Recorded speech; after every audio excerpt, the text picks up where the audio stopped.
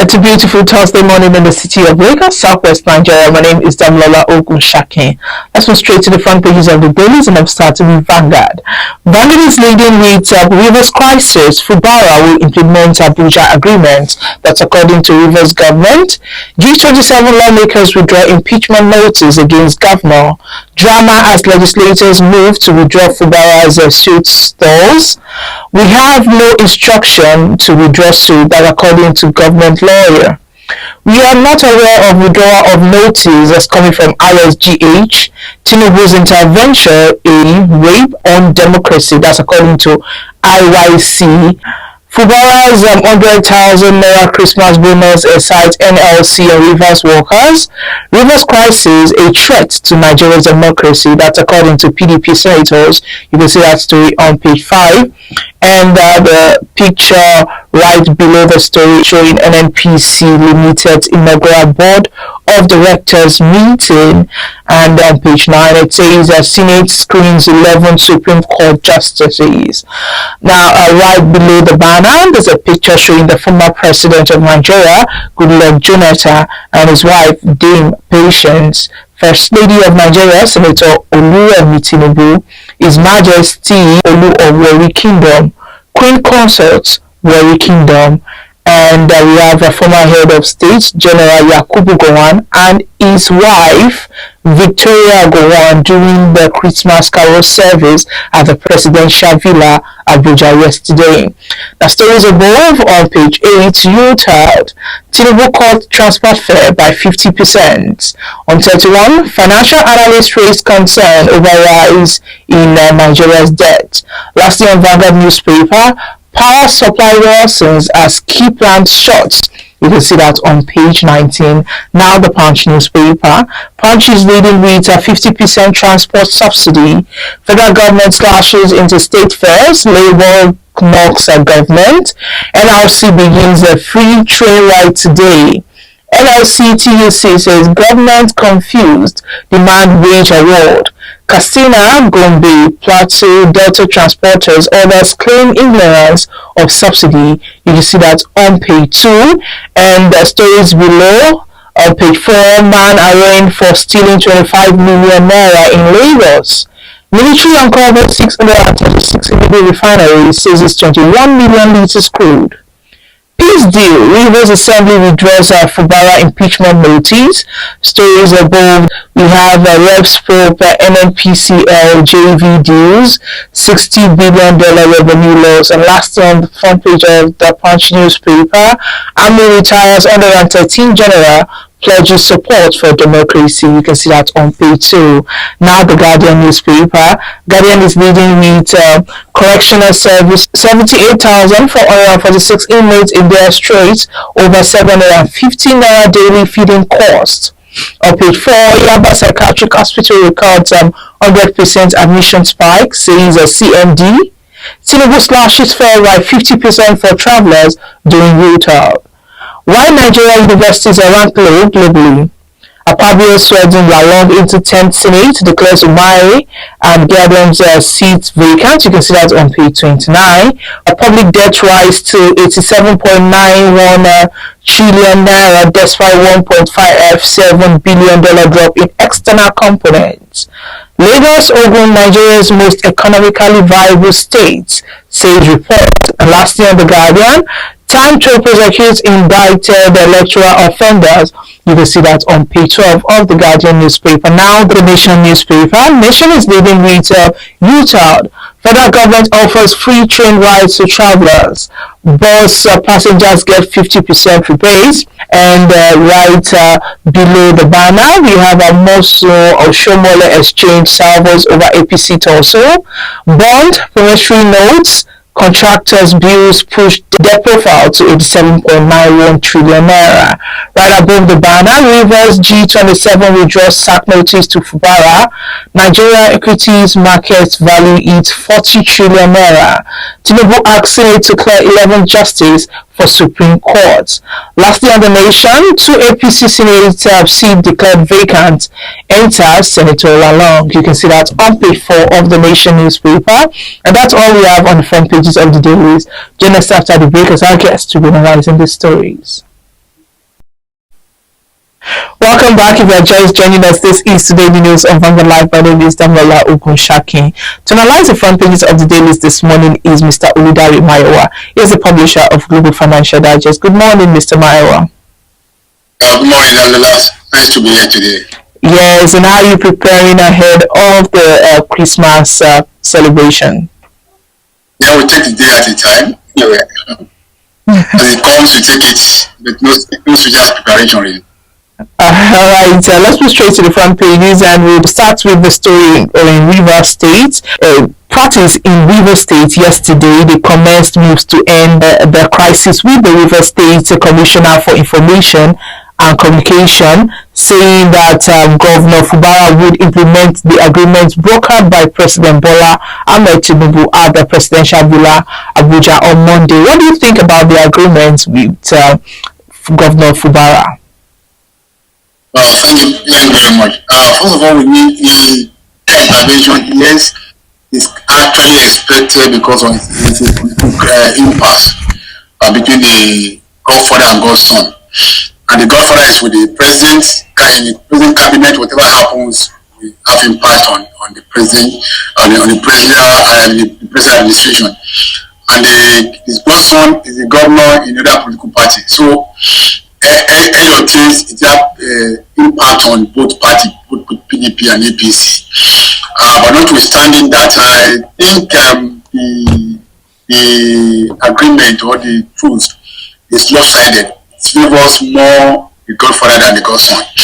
And even the position of the Godson, I will not implement it. I will not play my part, because for them to call for truth, that means they are find themselves in disadvantage.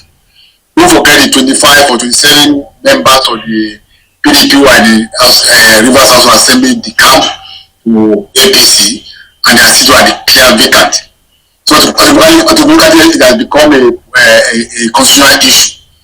So intervention of president notwithstanding may not be able to address that. They need to allow the court to actually rule whether they are still legitimate members of the parliament or not. And the other evidences are showing that the commissioner that resigned from the government of Fubara'll has to be taken back. For me, that one will create a lot of problem for the administration of the Rivers State government. So for me, I don't see that a peace accord lasting long. I'm seeing a break on it, because since it's trend against the governor, and for every human being we have our freedom guided.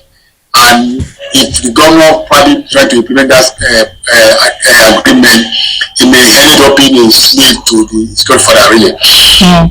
But okay, this man can help him to get to power, but when he has done that, he should leave him to perform.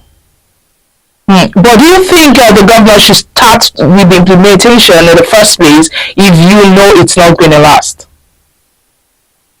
No, maybe someone is looking for peace, and probably in the party between the president, his Godfather, and like he said, there's no call to big enough to pay for peace.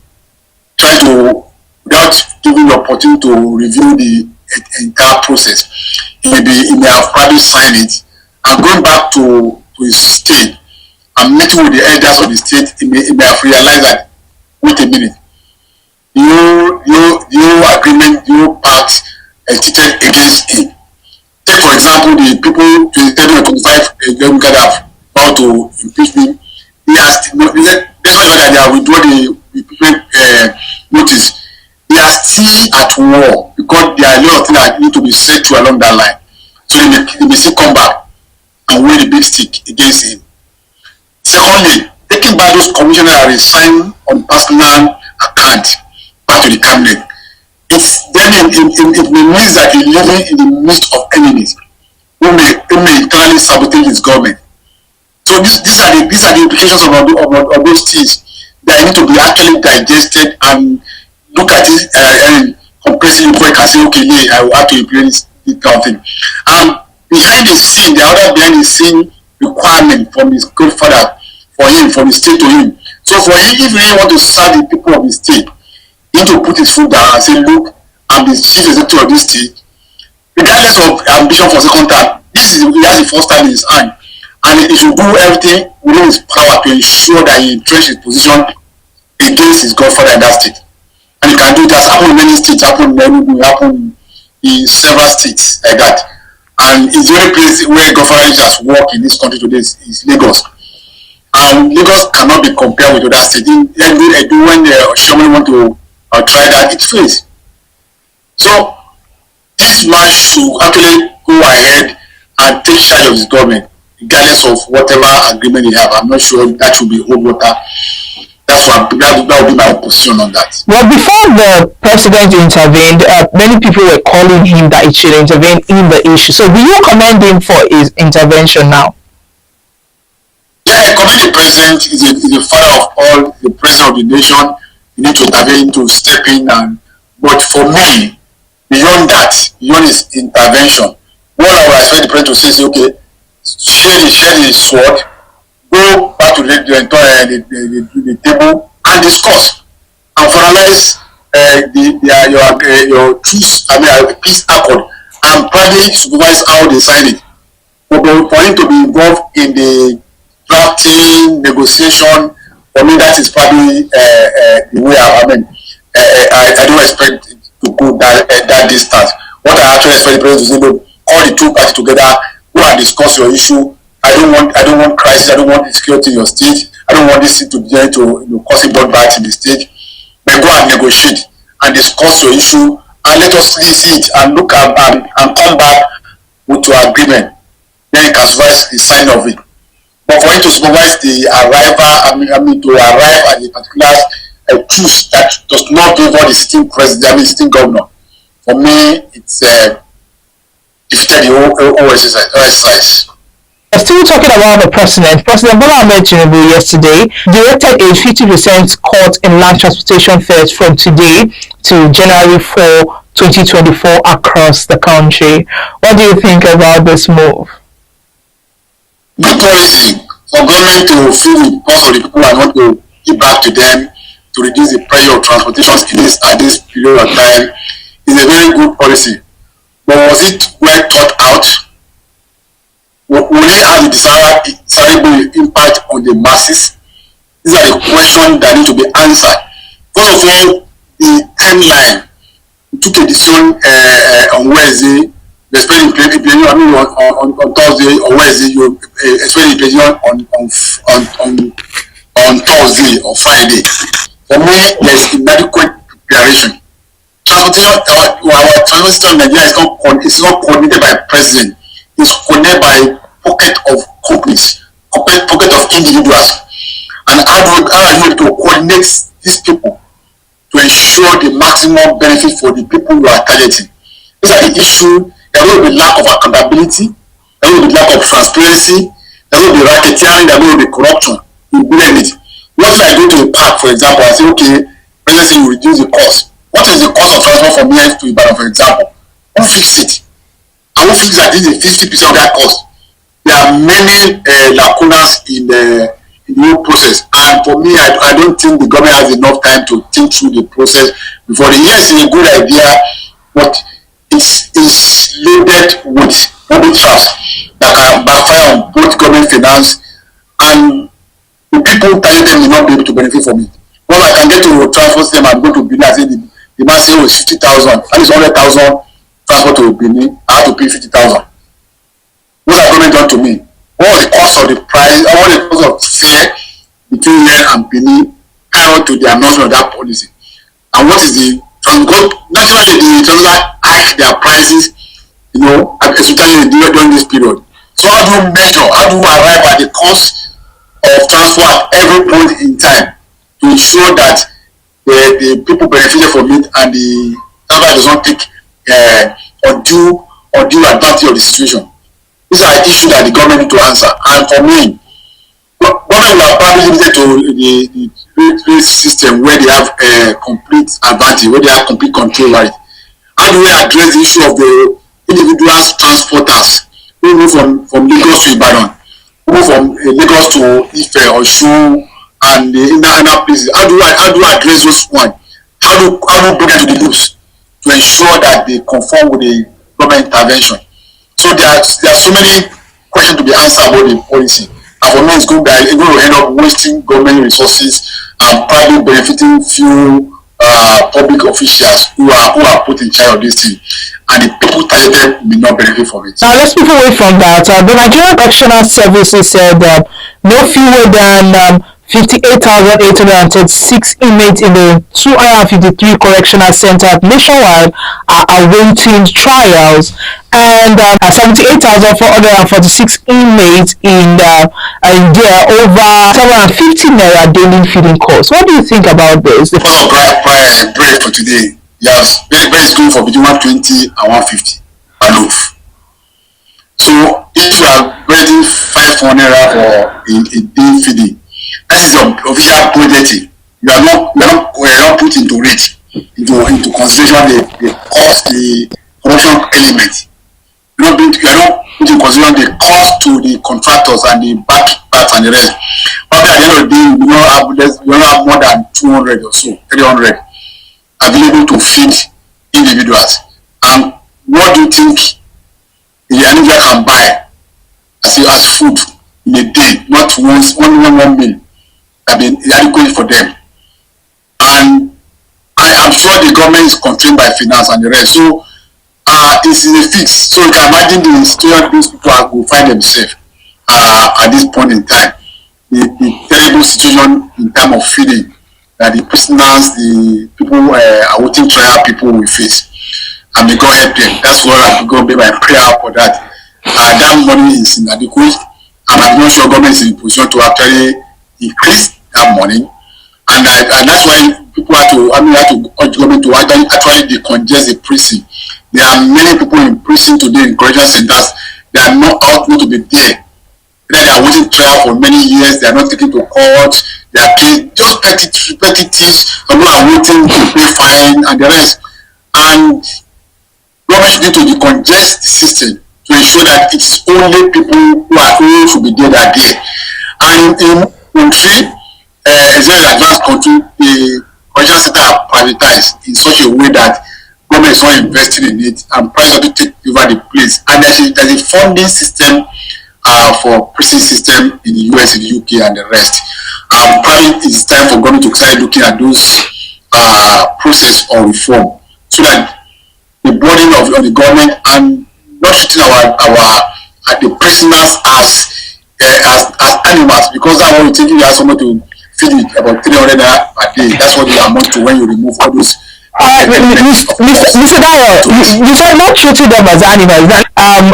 Dogs that are said to be protecting those people and the correctional centers are fed 800 naira daily. Now, MCOS, they use 60.6 million naira to feed 80,804 inmates daily, which amounts to 22.12 billion yearly. In contrast, there are 900 dogs being kept by the service, and the 900 dogs takes 720,000 worth of food daily, which amounts to 262.8 million naira yearly. So they are fed 800 naira daily, while the humans are fed less than 800 naira daily.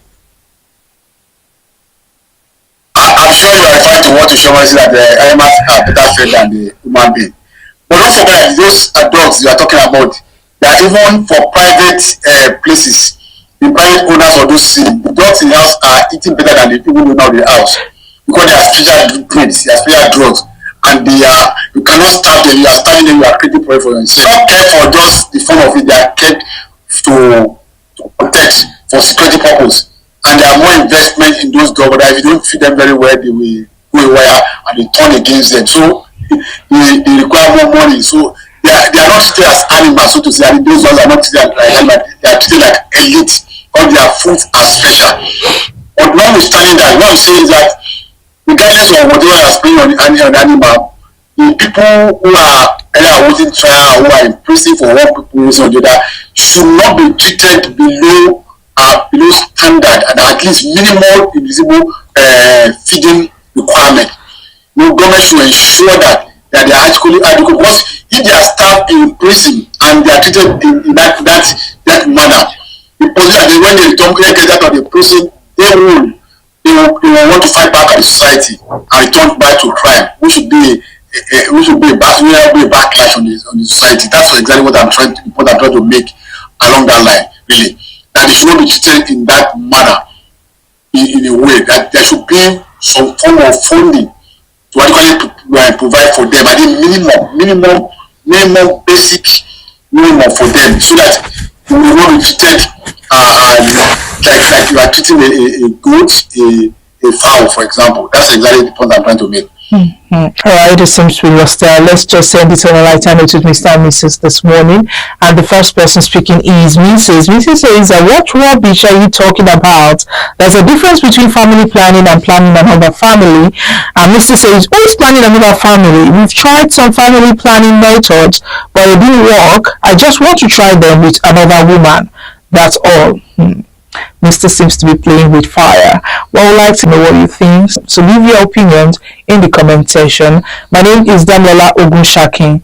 Do well to like and follow us on all our social media platforms showing on your screen. Have a lovely Thursday.